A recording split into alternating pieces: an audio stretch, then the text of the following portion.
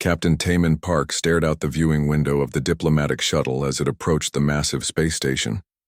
The structure was unlike anything humans had ever built. It looked like a crystal flower blooming in the darkness of space, with petals made of metal and light stretching out in all directions. Each petal was bigger than Earth's largest cities. "First time seeing the council station?" asked Dr. So-Young Kim, settling into the seat beside him. She was Earth's best language expert, chosen specifically for this historic meeting. Her tablet was filled with notes about alien languages that humans had never heard before. "Yes," Taman replied, adjusting his formal uniform. "It's beautiful and terrifying at the same time." Commander Jinwoo Lee checked his weapon systems one more time. Even though they had been told no weapons were allowed on the station, old habits die hard for military men. "Sir, we're being scanned again. That's the 5th time since we entered their space." "They're being careful," So-Young said, looking up from her notes. "We're the first new species to join the council in over 3,000 years. They probably want to make sure we're not carrying anything dangerous." The shuttle docked with a soft thud. Through the airlock came their first glimpse of alien technology. The walls seemed to glow with their own light, and the air tasted slightly sweet. Strange symbols moved across the surfaces like living things. Their escort was waiting for them. It was a quillen, one of the insect-like species that made up the Galactic Council. It stood 7 feet tall with 4 arms and compound eyes that reflected rainbow colors. When it spoke, the words came from a translator device around its neck. "Welcome, humans of Earth. I am Scout Drinan. The Council is ready to receive you." They walked through corridors that seemed to change shape as they moved. Sometimes the ceiling was high above them, sometimes it curved down close to their heads. Other aliens passed by, some floating like living clouds, others that looked like walking crystals and creatures that Taman couldn't even begin to describe. The council chamber was enormous. 3 beings sat on platforms that hung in the air without any visible support. The first was clearly a vorthak made of what looked like living crystal. Light moved through its body in patterns that might have been thoughts. The second was a quillen like their escort, but much larger and covered in golden markings. The third was barely visible, a swirling mass of gas and energy that spoke through vibrations in the air. "Welcome to the Galactic Council," said the crystal being. Its voice like music played on glass instruments. "I am Archive Keeper Velthari of the Vorthak. This is War Leader Thekvar of the Quillen Collective, and High Speaker Morden of the Netheri Union." Taman stepped forward and bowed slightly as they had practiced. "Thank you for accepting humanity into the Council. We look forward to peaceful relations with all species." "As do we," replied the gas creature called Morden. Its voice sounded like wind through a cave. "However, we must complete the official records first. What is your species' true name?" So-Young frowned. "I'm sorry, I don't understand. We are humans, from the planet Earth." The 3 council members exchanged what might have been looks. War Leader Thekvar clicked its mandibles together, which the translator said meant mild confusion. "Human is clearly a common term," Velthari explained, "like how the Killen call themselves the people in their own language. We need your species' actual designation in your oldest tongue. And Earth. This is also a common term. What is your world's true name in your ancient language?" Tae-min looked at So-Young, who was already pulling up files on her tablet. "We'll need some time to research this properly. Earth has many languages, and humanity has existed for hundreds of thousands of years." "Of course," said Morden. "Take all the time you need. The Council has waited 50,000 years to meet you. A few more days will not matter." They were given quarters in the diplomatic section of the station. The rooms were comfortable, though clearly designed for beings very different from humans. The beds were too soft, the lights were too blue, and the walls showed images of alien landscapes that moved like slow movies. So-Young worked through the night, connecting to Earth's databases through the quantum communication system. She pulled up linguistic studies, archaeological reports, and ancient texts from every culture on Earth. "This is harder than I thought," she told Taman over breakfast the next morning. The food was acceptable, something like bread and fruit, though it tasted slightly metallic. "What's the problem?" Jinwoo asked, joining them at the table. Every culture has a different name for Earth, So Young explained. Terra, Gaia, Midgard, Bhumi, hundreds of different names. And they all just mean ground or world or home in their respective languages. None of them feel like true names. What about human? Taemin asked. Same problem. Homo sapiens is Latin for wise man. Every language has words that just mean people or the tribe or us. Nothing that feels like an actual species name. Over the next 3 days, So Young dug deeper into human history than anyone had ever gone before. She used the Council's advanced computers to process languages that had been dead for thousands of years. She studied cave paintings, ancient stones, with mysterious writing and even DNA patterns that might hold linguistic information. Jinwoo spent his time observing the other species on the station. He noticed that they seemed nervous around humans, though they tried to hide it. Conversations stopped when humans entered rooms. Alien children were kept away from the diplomatic areas. They're afraid of something, he reported to Taemin. I've seen this behavior before in my military service. It's not hostility, it's fear. Fear of what? Taemin asked. That's what I can't figure out. We're new here. We don't have any weapons. Our technology is primitive compared to theirs. What could they possibly be afraid of? On the 4th day, So Young made a discovery that changed everything. She had been working with a Vorthak linguistic specialist named Kridal, who could process information much faster than any human. Together, they had traced human language back to its very roots. Not just the words people spoke, but the sounds they made, the patterns in their thoughts, the way their brains processed meaning itself. There is something, So Young told Taemin excitedly. Not in any single language, but in all of them. A sound that appears everywhere, in every culture, whenever humans talk about their deepest nature or their world's true essence. She played an audio file. It was a deep, resonant sound that seemed to come from the very core of human speech. Not quite a word, but something more fundamental. I had Kridal help me trace this through the Council's translation systems. So Young continued. When you process this sound through their most advanced linguistic algorithms, accounting for the way it appears in human speech patterns across all cultures and time periods, it translates to something very specific. She paused, looking troubled. What does it translate to? Taemin asked. So Young's hands shook as she brought up the translation on her screen. The alien script was beautiful and terrifying at the same time. Symbols that seemed to move and shift even as they looked at them. Our true name, according to the deepest patterns in human language, translates as those who bring endings. And Earth's true name, she swallowed hard, Hadal Mor. It means the forge of endings. Jinwoo leaned forward.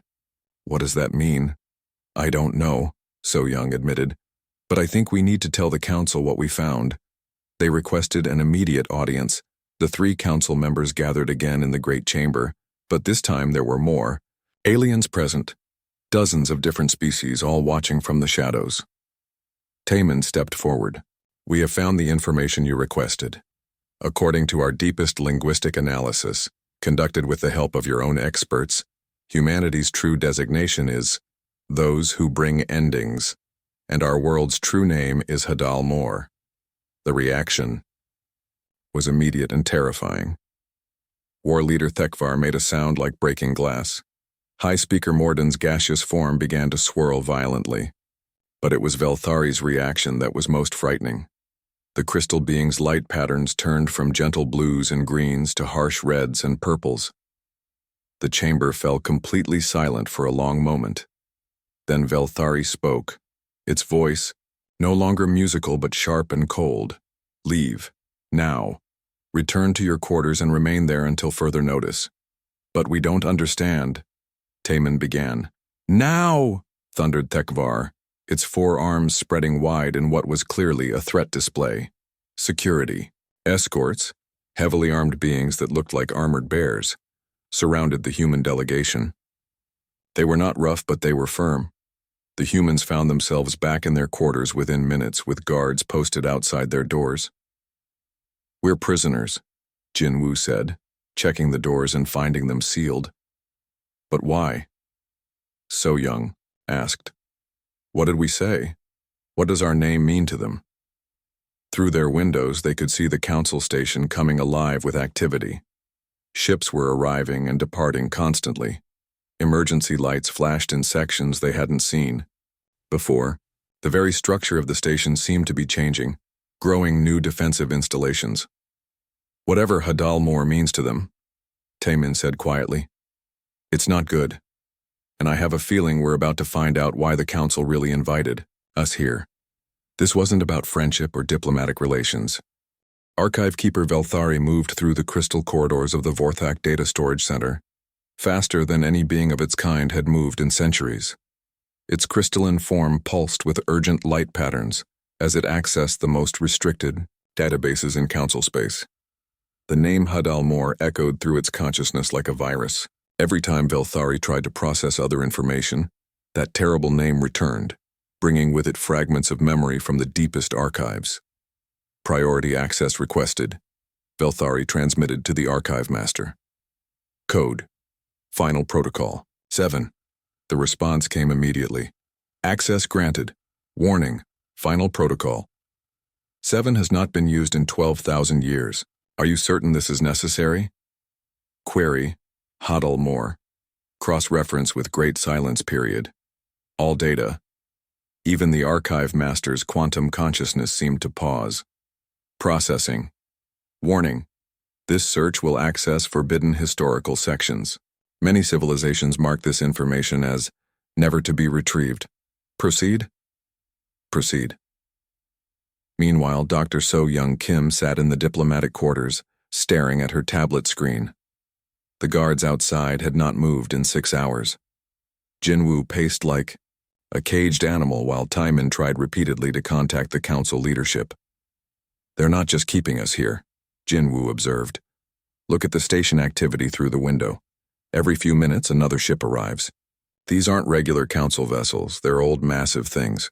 Some of them look like they haven't been used in centuries. So Young pulled up her translation files again. I keep thinking I missed something. The linguistic analysis was thorough, but maybe there's another meaning, another interpretation.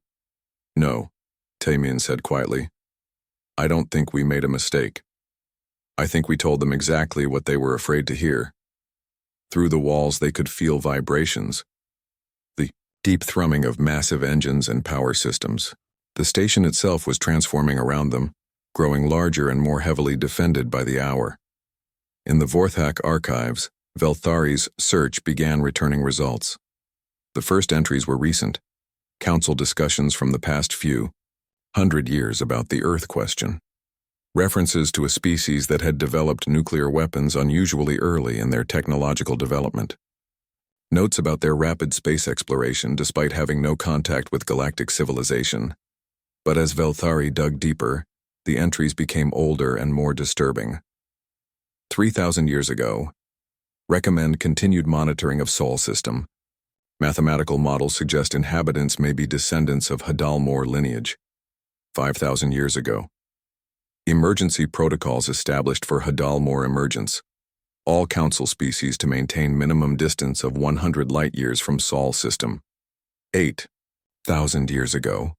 The silence spreads, another spiral arm goes dark. Last transmissions mention visitors from the Forge.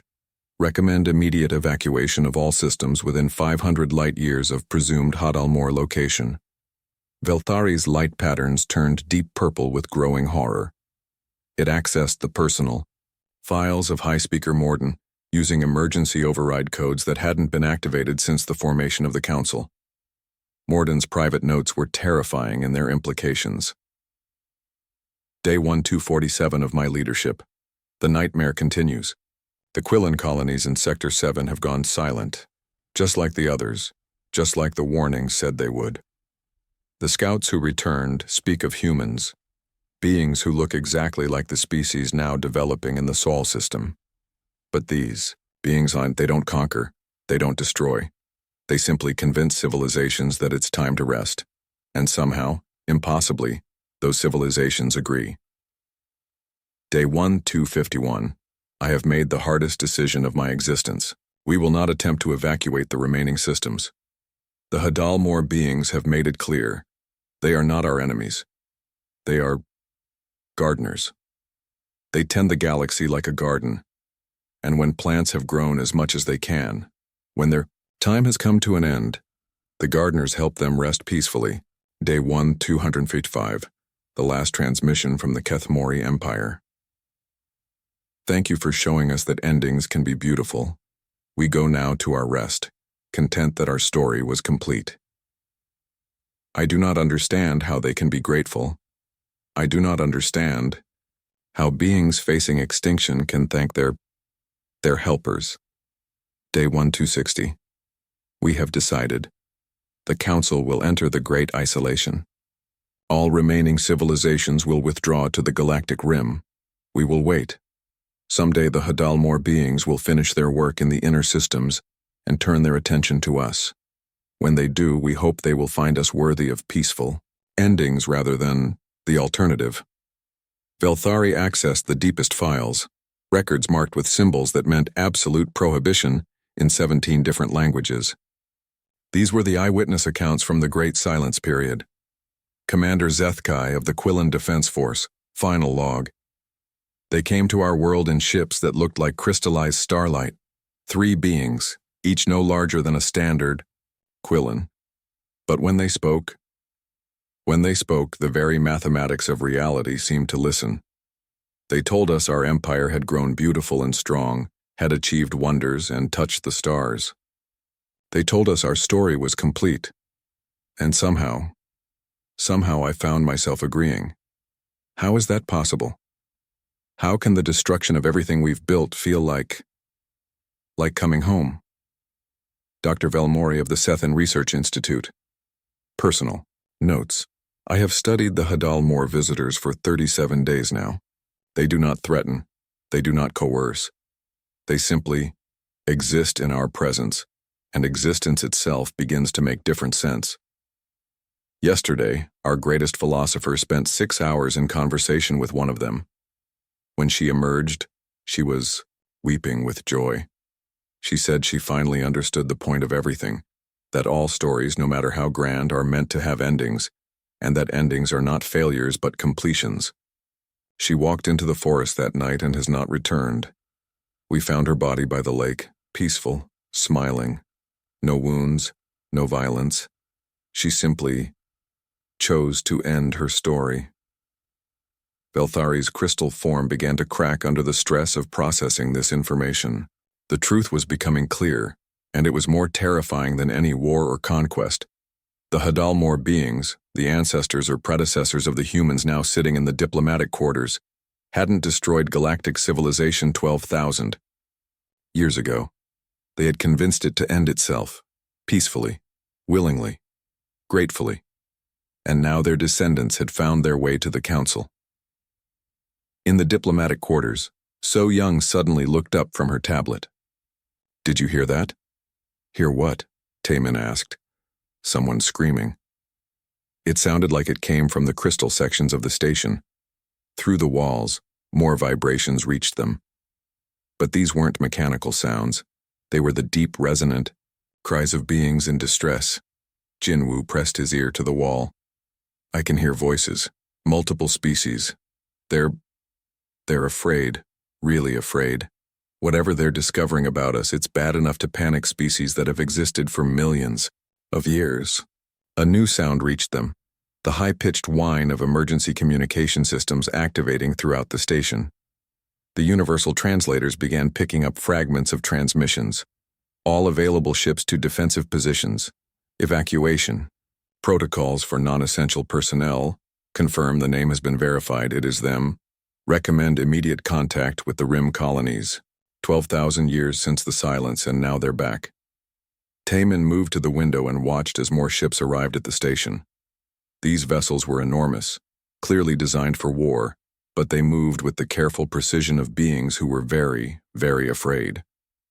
Captain, Jinwoo said slowly, I don't think they're preparing to attack us. I think they're preparing to defend themselves from us. But how is that possible? We're 3 humans with no weapons, no technology they don't understand, no military force backing us up. Unless, So Young said quietly. We're not just three humans, unless we're representatives of something much bigger and much older than we realize. She pulled up her translation files one more time, staring at the words, those who bring endings. What if, she continued, what if humanity isn't just a species that evolved on Earth? What if we're the descendants of something that came to Earth long ago? Something that the galaxy has been hiding from for 12,000 years? The lights in their quarters flickered, and for a moment, they could swear they heard something else. A deep, resonant sound that seemed to come from the very structure of the station itself. It was almost musical, almost like singing, but underneath the beauty was something that made their primitive mammalian brains want to run and hide. That sound, Taemin whispered. I know that sound. What do you mean? Jinwoo asked. I've heard it before, in dreams, in moments just before falling asleep, always in the background like a lullaby, but not a lullaby for children, a lullaby for... He paused, struggling with the concept. A lullaby for civilizations. Through their window, they watched as the great crystal archive ship docked with the station. Even from a distance, they could see that something was wrong. The ship's crystals were dark, fractured. Emergency lights flashed around its docking bay. Whatever they're discovering about us in those archives, So Young said, it's breaking them. Species that have existed for millions of years, that have survived wars and disasters we can't even imagine. And the High Speaker Morden floated in the center of the council emergency chamber, its gaseous form swirling with patterns that spoke of deep distress. Around the chamber, representatives of 43 species waited in tense silence. This was the largest gathering of council leadership in over 8,000 years. The archives have been opened, Morden announced, its voice carrying harmonics of grief that the translators struggled to convey. The truth about the Great Silence has been confirmed. The beings in our diplomatic quarters are descendants of the Hadal Mor. A collective shudder went through the assembled representatives. Some species had only legends about the Great Silence, period. Others, like the Council's 3 founding members, had lived through it. War leader Thekvar stood on its platform, golden markings dim with fear. 12,000 years ago, the galactic community numbered over 200 species, civilizations that had existed for millions of years, empires that spanned thousands of systems. All of them gone, not destroyed. Not conquered, simply ended. Archive keeper Velthari's crystal form was still cracked from accessing the forbidden records, but it managed to project holographic images into the center of the chamber. The assembled leaders watched in horrified fascination as star maps showed the progression of the Great Silence. It began in the Sagittarius Arm, Velthari explained, its voice like broken music. The Kethamori Empire, 1 million years old, reported contact with beings from a world they called Hadal Mor. 3 days later, their final transmission. We have been shown the beauty of completion. Our story ends here, and we are grateful. The star map showed the Kethmori systems going dark, not destroyed, but simply empty. No signs of war, no debris fields, no evidence of struggle, just silence. The pattern spread, Velthari continued. Species after species made contact with visitors from Hadal Mor, and species after species chose to end their civilizations, not in despair, not in defeat, but in what they described as fulfillment. Dr. So-Young Kim sat in the diplomatic quarters, working frantically on her tablet. The guards had allowed her to access the station's basic databases, and she was piecing together fragments of information that painted a terrifying picture. Look at this, she told Taemin and Jinwoo. I've been tracking linguistic patterns in the archive transmissions. Every species that encountered the Hadal Mor beings started using the same phrases in their final communications. Story complete. Beautiful ending. Time to rest. And here's the strange part. They said these things in languages that had never used such concepts before. She pulled up translation matrices that showed how different alien languages had suddenly developed, new vocabulary related to completion and peaceful endings. It's like, she struggled to find the words, like these beings didn't just convince civilizations to end. They gave them the conceptual framework to understand why ending could be desirable. They taught them a new way to think about existence itself. Jinwoo studied the data over her shoulder. That's not conquest. That's not even destruction. That's changing how reality works for entire species.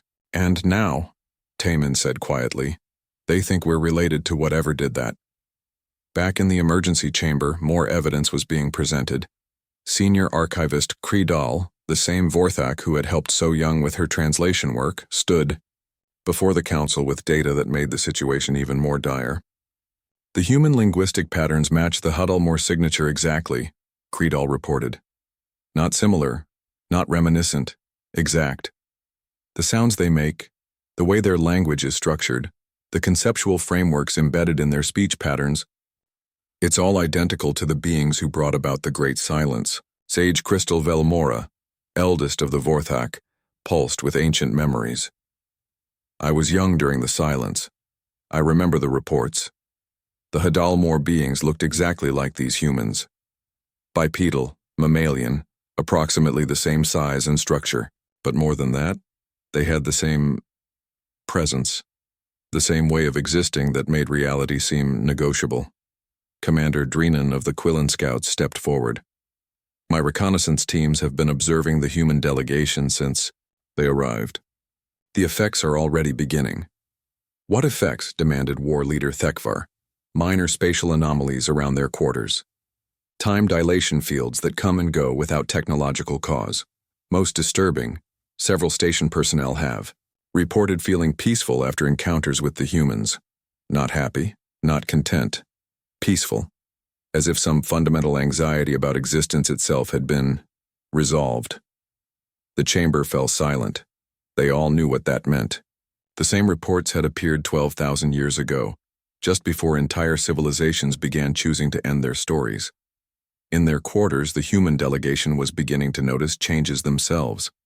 So Young had been working for hours, without feeling tired. Taemin found that complex problems seemed to solve themselves when he wasn't actively thinking about them. Jinwoo discovered that his chronic back pain, a souvenir from military service, and had completely disappeared. Do you feel it? So Young asked suddenly. Feel what? Taemin replied, though he already knew what she meant. Everything makes sense now. Like for the first time in my life I understand what we're supposed to be doing. Not just here. Not just this mission, but everything. Humanity. Our place in the universe. It's also clear. Jinwoo nodded slowly. I keep thinking about all the wars I've seen, all the conflicts and struggles, and now I'm wondering, what if there's a better way? What if instead of fighting to preserve things forever, we helped them reach their natural conclusions? They looked at each other with growing alarm. These weren't thoughts they had ever had before. These were alien concepts, beautiful and seductive and utterly foreign to human nature. It's happening to us, too, Taemin realized. Whatever the Hadalmor beings did to other species, we're starting to do it to ourselves. Through the walls, they could hear the sounds of the station's population changing. Fewer conversations, less mechanical noise, more silence, but not the silence of fear. The silence of deep contentment. In the emergency chamber, High Speaker Morden was addressing the most terrifying question of all. The archives show that the Hadalmor beings didn't come from outside the galaxy, Morden reported. They evolved here, just like the rest of us. They were once a normal species, living on a world in what we now call the Sol system. But something happened to them. Something that changed their fundamental nature. What kind of something? Asked Representative Quiltar of the Aquatic Collective. Archive Keeper Velthari projected new data. Mass extinction events. The Hadalmor world experienced 7 major extinction cycles over the course of its history. Each time, life on the planet was nearly wiped out. Each time, new forms evolved from the survivors. The beings who eventually became the Hadal Mor were the descendants of species that had survived multiple ends of the world. They learned how to end things, war leader Thekvar realized with growing horror. Not just how to survive endings, but how to create them. How to make endings beautiful instead of terrifying. And now, Sage Crystal Vilmora added, their descendants have evolved on the same world. The humans may not even realize what they are or what they're capable of, but they carry the same genetic and cultural legacy. The Council faced an impossible choice. They could not destroy the humans. The Hadal Mor beings had been immune to conventional weapons, and their descendants likely were as well. They could not imprison them indefinitely. The changes were already beginning to affect the station's population. They could not ignore them. Sooner or later, humanity would spread throughout the galaxy, and the Great Silence would begin again. There is one option, High Speaker Morden said reluctantly. We could evacuate. All remaining civilizations could withdraw to the Andromeda Galaxy, leave this galaxy to the humans and whatever destiny awaits it. Run away? War Leader Thekvar's mandibles clicked with indignation.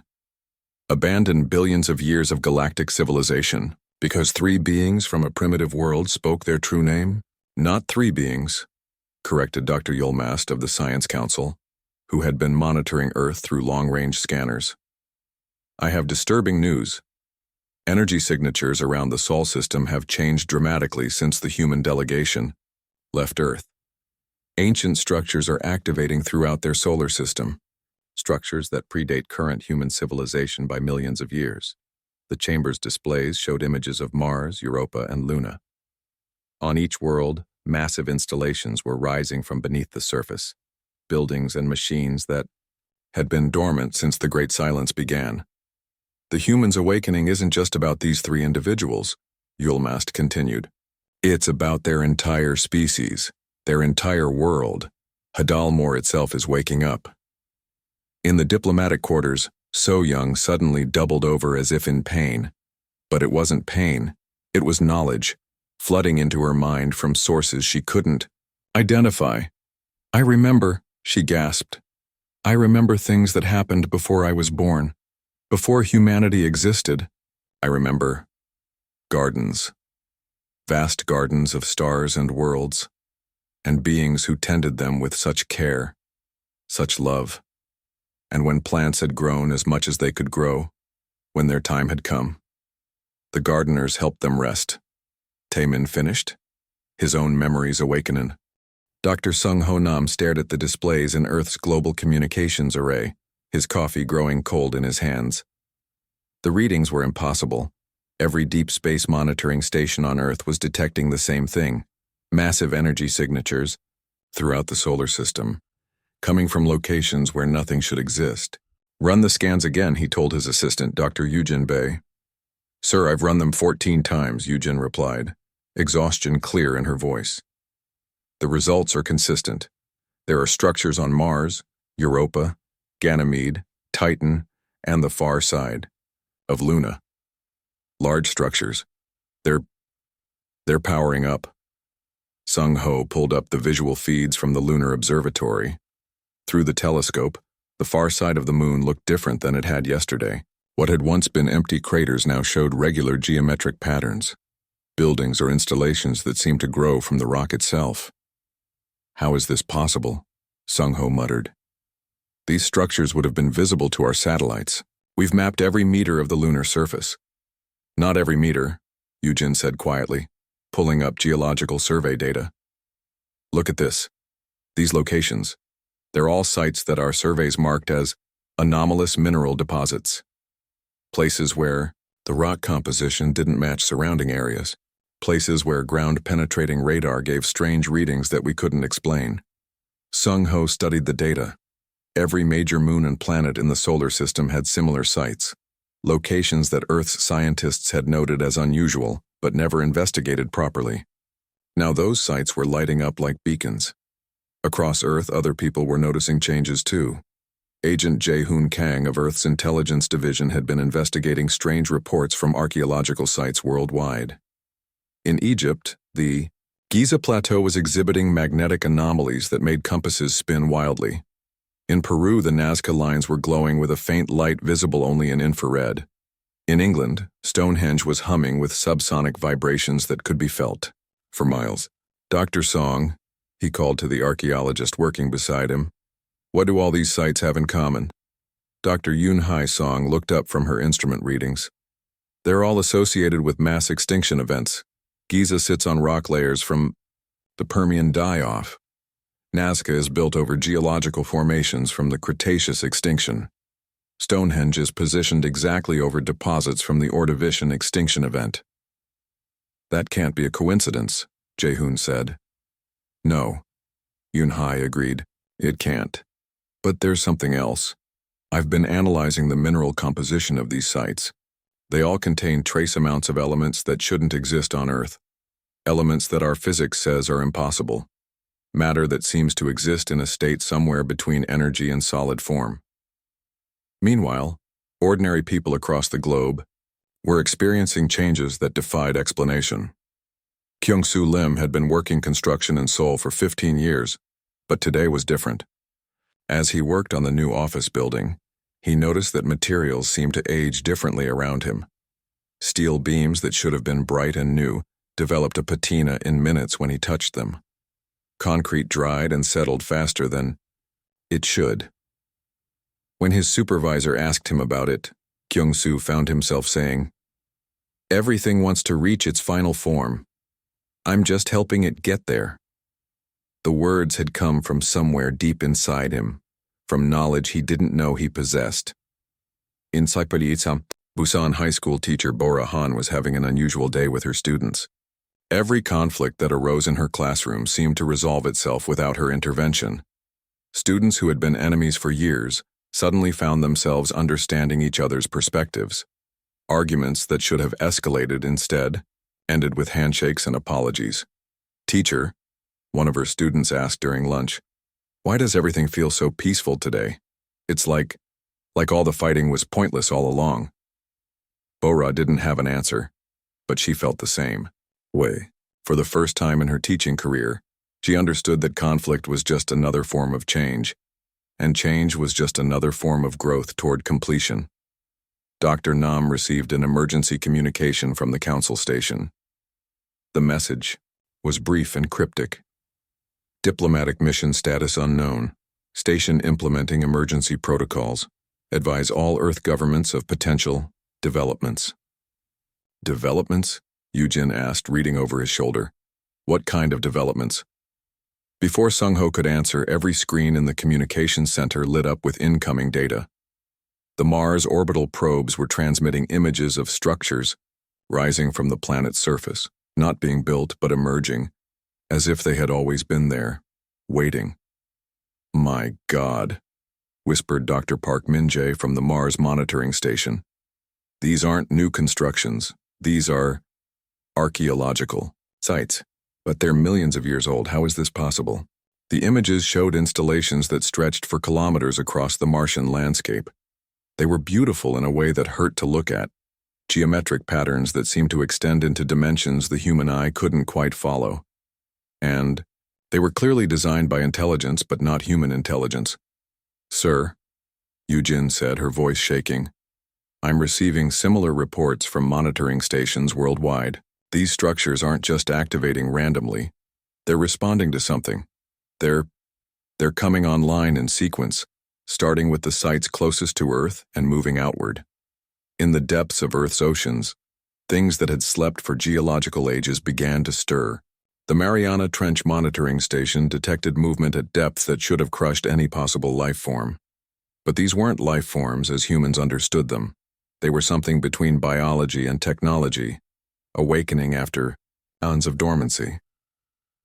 Dr. Ji-hoon Kwak, director of the Deep Ocean Research Institute, watched his instruments with growing amazement. The energy signatures match what we're seeing in space. Whatever these things are, they're all connected.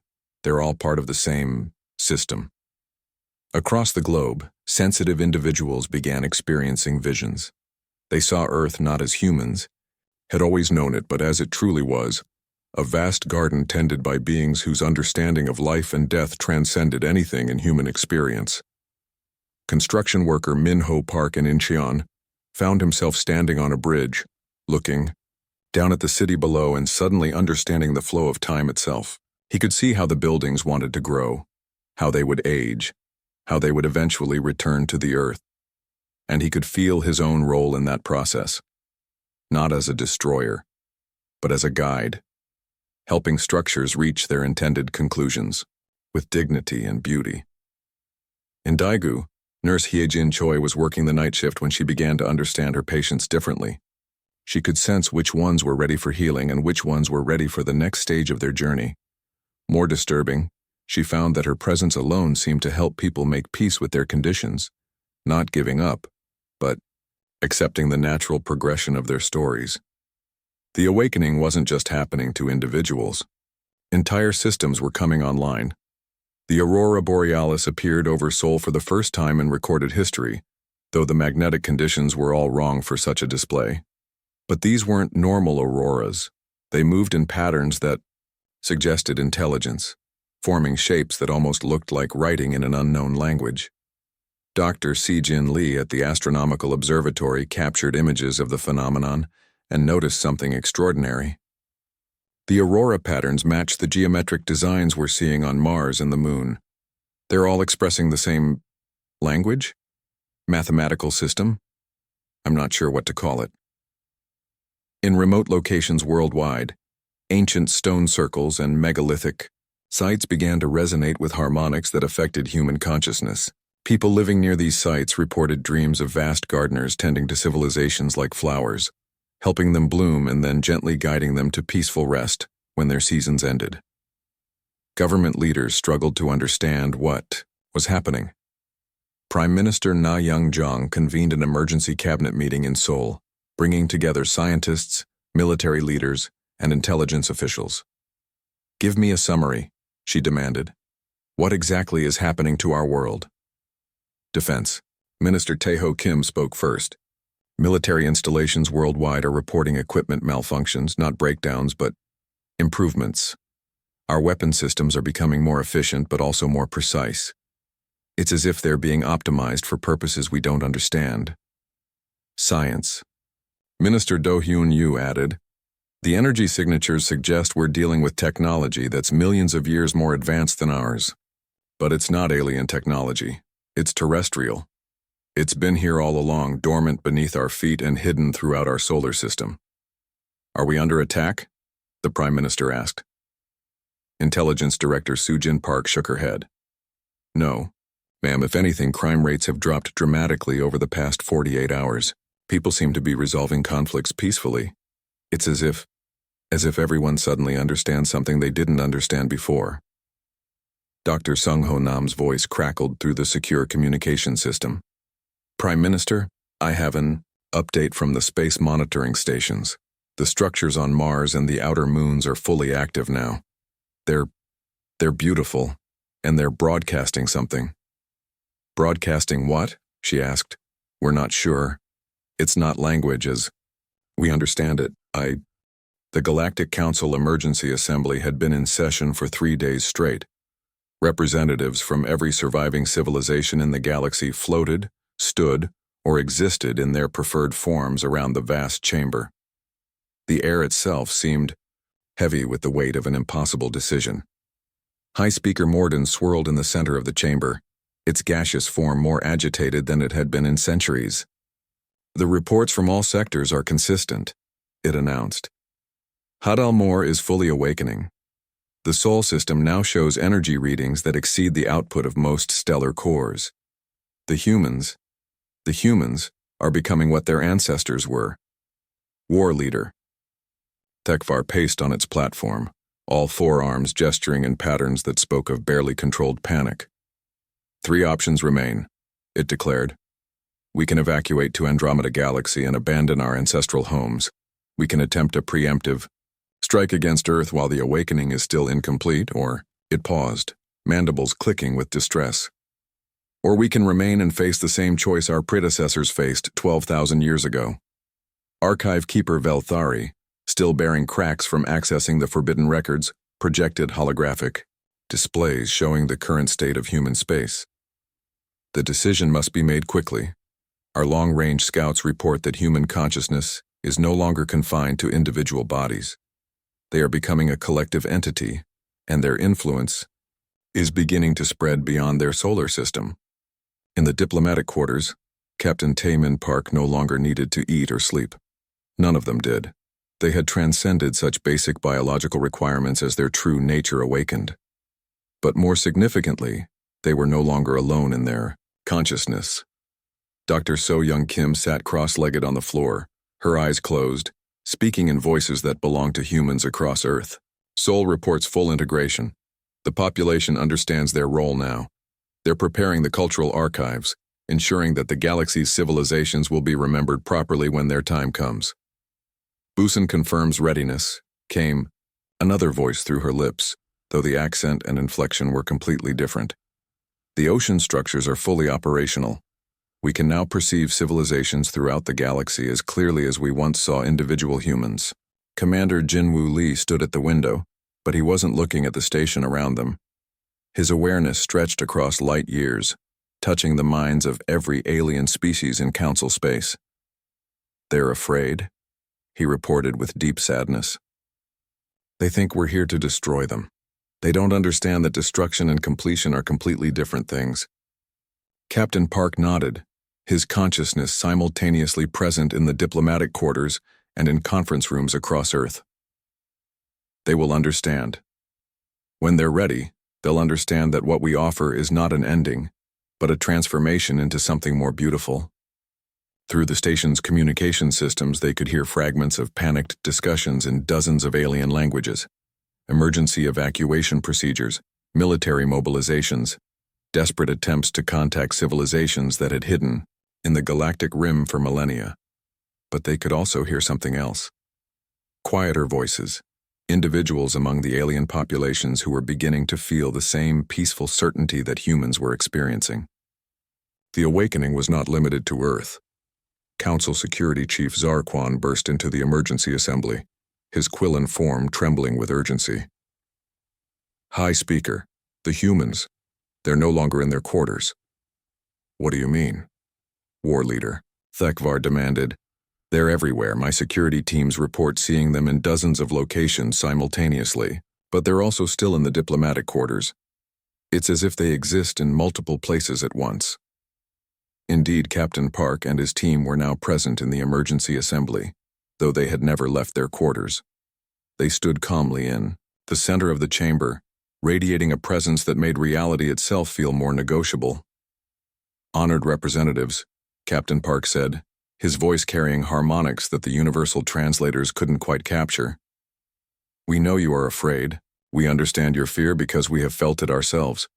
But fear is not necessary. We are not here to harm you." High Speaker Mordun's gaseous form swirled with conflicting emotions. "Your ancestors brought about the Great Silence. Hundreds of civilizations chose oblivion rather than continue existing." "Not oblivion," Dr. Kim corrected gently. "Completion. There is a difference between being destroyed and being fulfilled. Your ancestors chose fulfillment when their stories had reached their natural conclusions." Archive Keeper Velthari's crystalline form pulsed with desperate confusion. "But they were magnificent civilizations, empires millions of years old. How could such achievements be considered complete?" Commander Lee smiled sadly. "How old does a sunset need to be before it becomes beautiful? How long must a song last before it can be perfect? Duration is not the measure of worth. Completion is." Around the chamber, representatives of species that had survived the Great Silence began to feel something they hadn't experienced in 12,000 years. The gentle, inexorable pull toward understanding that their ancestors had described in their final transmissions. War Leader Thekvar fought against the feeling with every fiber of its being. "No, we will not submit to extinction. The Quillen Collective has survived ice ages, stellar wars, galactic plagues. We will not choose to end our story." "But you already have," Captain Park said with infinite gentleness. "Every moment of choice is a small ending. Every decision closes off other possibilities. You have been practicing completion your entire lives. We are simply here to help you recognize the beauty in that process. Emergency alarms began sounding throughout the station, not because of any danger, but because monitoring systems detected that fundamental physical constants were shifting. In the presence of the awakened humans, time moved differently. Space folded in ways that shouldn't be possible. The very concept of individual existence became fluid. Dr. Kim turned to address Sage Crystal Velmora, eldest of the Vorthak. You remember, don't you? From before the Great Silence? You were there when your people first encountered our ancestors, the ancient crystal being pulsed with colors that spoke of deep, conflicted memory. I remember the peace, the terrible, beautiful peace. One moment I was fighting to preserve our civilization, desperate to continue our existence. The next moment I understood that our story had been perfect, complete, ready for its final chapter. And I was grateful. Why did you resist? Captain Park asked. If the understanding brought peace, why did your people choose to hide instead of accepting completion? Because, Velmora replied, its light patterns shifting to deep purples of shame. Because we were not ready to let go. We chose survival over beauty, existence over fulfillment. We have been hiding in the rim territories for 12,000 years, growing older and more tired, but too afraid to rest. Throughout the chamber, representatives of dozens of species began to feel the same recognition. The council itself had been created not as a government, but as a support group for civilizations too frightened to accept their natural conclusions. High Speaker Mordun made a sound like wind through a cemetery. What are you offering us? The same thing we offered your ancestors, Dr. Kim replied. Recognition that your stories have been beautiful. Understanding that endings can be as magnificent as beginnings. The choice to complete your narratives with dignity rather than dragging them out until they lose their meaning. War Leader.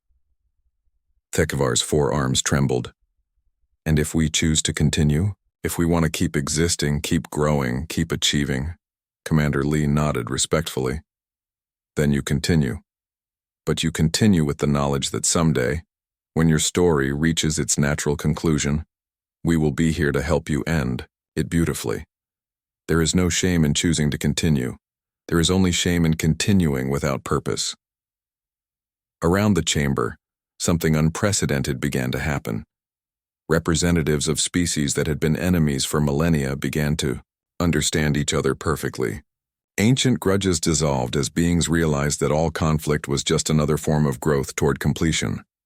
The Netheri Trade Collective, the Aquatic Alliance, the Machine Consciousness Federation, one by one, their representatives stood and spoke the same words their ancestors had spoken 12,000 years ago.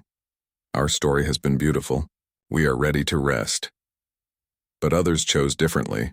The young species, the ones who had evolved during the Great Silence, declared their intention to continue growing, and the humans accepted both choices with equal grace. For those who choose to continue, Captain Park announced, we will be gardeners, not masters. We will help you avoid the mistakes that lead to incomplete endings. We will be guides when you face difficult transitions. And someday, when your species has achieved everything it was meant to achieve, we will help you celebrate the completion of your story.